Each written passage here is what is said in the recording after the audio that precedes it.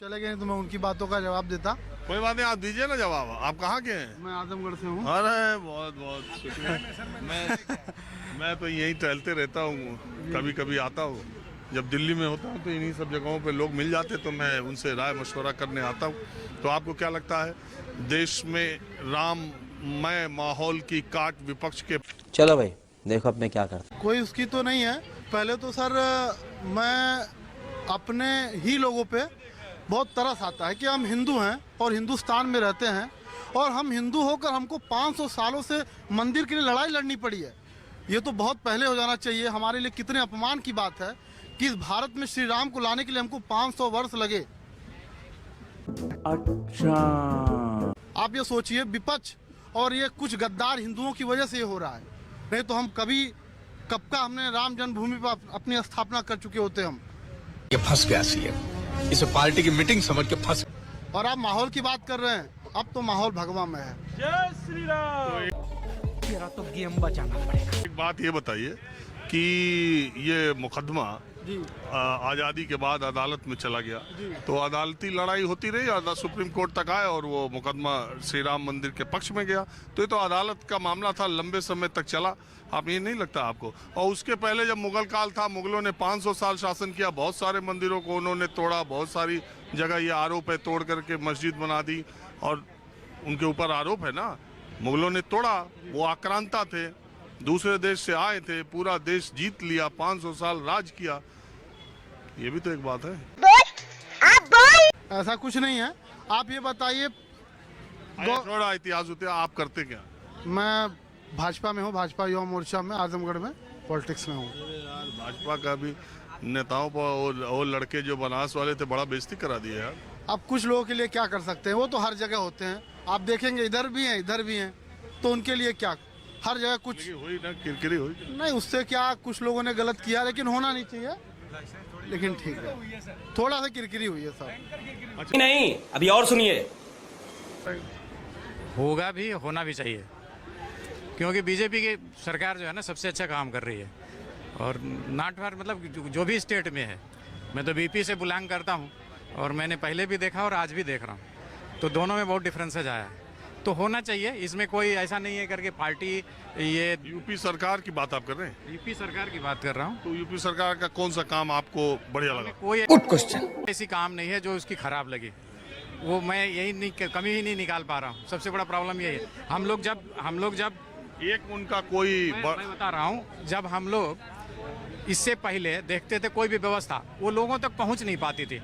आज व्यवस्थाएं पहुँच रही। जैसे मान लीजिए घर बनाने का कार्यक्रम, एक छोटा सा बात बता रहा हूँ, और मेरे यहाँ जो मजदूर था तो वहाँ पे बराबर उसको देखा जा रहा है करके कि ये बना रहा है या नहीं बना रहा है। पहले क्या होता था, 10,000 रुपया मिला, उसको खा गए, उनके तक पहुँचता नहीं, कुछ कोई खा गया, कोई कुछ खा गया। अभी भी हो सकता है कि कुछ खा रहे हो, ऐसा नहीं है, बट अंदर है कि वो बन रहा है, 100% बन रहा है।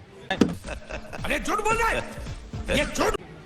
वो चीज़ हो रही है, मतलब उसका वो यूटिलाइज कर पा रहा है, उसके तक वो पहुँच पा रही हैं सेवाएँ। और जो अधिकारी हैं उनकी भी ऐसी। गाजीपुर के हैं तो ज्यादा बहुत बढ़िया से। आप कहने की बात नहीं है, मैं कहूँ क्या, आप भी ज्यादा जानते हैं। हंसने लगी, आप भी गाजीपुर की है क्या? अच्छा। प्यारी समझ गई।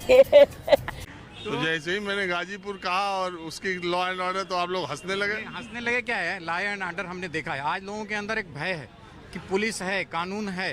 पहले इसका भय नहीं होता था, लोग चाहते थे चलो कर देंगे करके, कुछ सेटल कर लेंगे, देख लेंगे। बट आज लोगों के अंदर भी जागरूकता है। पहले FIR नहीं कर पाते थे, आज FIR। ये कह रहे हैं कि राम मंदिर का जो मुद्दा है इसको पॉलिटिसाइज किया जा रहा है, चुनाव के लिए इसको यूज कर। इंडिया में एक बात चलती है कि जब 1962 में युद्ध हुआ तब भी कुछ लोगों ने चाइना की तरफ भी सपोर्ट कर दिया, ऐसा कम्युनिस्ट के बारे में पता चलता है। भाई साहब कुछ ज्यादा नहीं हो गया तो ये इंडिया में बहुत कभी भी एक नहीं बताइए, इतना अच्छा अगर वहाँ का काम है तो 2019 में मनोज सिन्हा जैसा अच्छा रेल राज्य मंत्री के तौर पे अच्छा काम करने वाला व्यक्ति 1 लाख से क्यों हार गया? बोल। आप एक बात बता दूं कि ये गाजीपुर का दुर्भाग्य है और उस पूर्वांचल का दुर्भाग्य है कि ऐसा नेता खोया। मैं ये बता तो खैर वो तो गवर्नर बन गए। ये मुस्लिम, वही जो तुष्टीकरण की बात चलती है ना, यही मुस्लिम यादव वाली जो लफड़े चले। अदरवाइज ऐसा नेता स्वतंत्रता के बाद, विश्वनाथ सिंह गहमरी के बाद कोई पैदा नहीं हुआ गाजीपुर में। और जो हराए हैं ना, वो भी उनसे भी आप एक बार पूछ लीजिए अंतरात्मा में, भगवान के नाम पर, अल्लाह के नाम पर, जिस भी नाम पर पूछ लीजिए कि अगर मनोज सिन्हा अगर बेकार है तो उसको फांसी की सजा सुना दी जाए। मनोज सिन्हा से बढ़िया नेता नहीं कोई हुआ वहाँ पे। और मैं तो कुछ और ही समझ रहा था। तो रुको जरा, सबर करो। क्या है सरकार के बारे में, सियासत के बारे में, राम मंदिर के बारे में तुम्हारी राय क्या है? राम मंदिर एकदम बन रहा है, जगह बन रहा है, और हम भी जाने वाले हैं। 22 को तो नहीं जा पाएंगे, होली के साथ प्लान कर रहे हैं, होली के नेक्स्ट डे जाएंगे। इसमें माहौल जो राममय बनाया जा रहा है, इसमें आपको कोई ऐतराज? राममय बनाया क्या जा रहा है? राम जी के इसका रचयिता हैं, वाल्मीकि जी रचयिता हैं, ये तो निश्चित बनना ही था। प्रणाम करत है। इसमें कहना क्या है, और मोदी योगी जी का सबसे बड़ा योगदान है। आप तो जानते ही हैं, मोदी जी का एकदम जो दिल से क्या कहा जाता है उसको, एक सही संकल्प पत्र था, एक तरह से मानो इसको। अब इसको बनाना ही था। और फर्स्ट मैनिफेस्टो, इसको इलेक्शन वाला मैनिफेस्टो नहीं कहा है, ये जीवन वाला मैनिफेस्टो कहा है मोदी जी का। और मोदी जी का संकल्प याद रहा, बचपन से ही इसी से शुरू हुआ, इसकी योजना से शुरू हुआ कि कैसे भी राम मंदिर को कुछ होने वाला खेल खत्म। तो मेरा आप लोग को नमस्कार। आप लोग हमारी वीडियो को देखते हैं, इसके लिए आप लोग का बहुत बहुत धन्यवाद है। तो पीछे वीडियो में आप लोग देख ही चुके हैं कि ये बीजेपी को नेता इनको बनना है, लेकिन ये जनता को क्या बोल रहे हैं आप लोग देख ही चुके हैं। तो ऐसे लोग जो है नेता बनेंगे जिनको जो है अपनी ही जनता को गद्दार बोलना पड़ रहा है। कुछ हिंदुओं को गद्दार बोल रहे हैं, मतलब इसका मतलब क्या हुआ?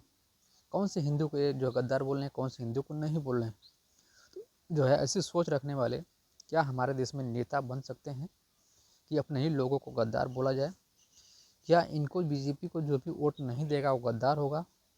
जैसे कि आप लोग देखे थे जो है वहाँ पे बॉर्डर पे जो किसान आंदोलन जब हुआ था, तो किसानों को किस प्रकार से इन्हीं के नेता जो है गद्दार बोल रहे थे, खालिस्तानी बोल रहे थे, पाकिस्तानी बोल रहे थे। किस प्रकार से उनको अभद्र भाषा के प्रयोग से उनको कितना दंडित किया गया था, आप लोग वीडियो में देख ही चुके थे, न्यूज़ पे देख रहे थे, हर जगह बॉर्डर पे सब दिखाई दे रहा था।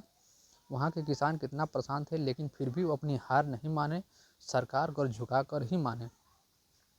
तो ऐसे लोग जो है नेता बनेंगे जिनको अपनी ही बोली भाली जनता को गद्दार बोलना पड़ रहा है। क्या हिंदू गद्दार हैं? तो आप लोग हिंदू बोलते क्यों हैं? हिंदू जो है उन्हीं को बोलो, सबको हिंदू को बनाते हैं आप लोग। जब आप लोग को लगता है कि हिंदू गद्दार हैं और हिंदुओं की वजह से ये सब हो रहा है, तो किस प्रकार से आप जो है नेता बनेंगे? क्या जो बीजेपी को वोट नहीं देगा वो गद्दार है? क्या पहले की सरकार में जो कांग्रेस को वोट देते थे, क्या जो कांग्रेस को वोट नहीं देते थे तो क्या वो भी गद्दार थे? उसको मानेंगे तो ये भी गद्दार थे फिर?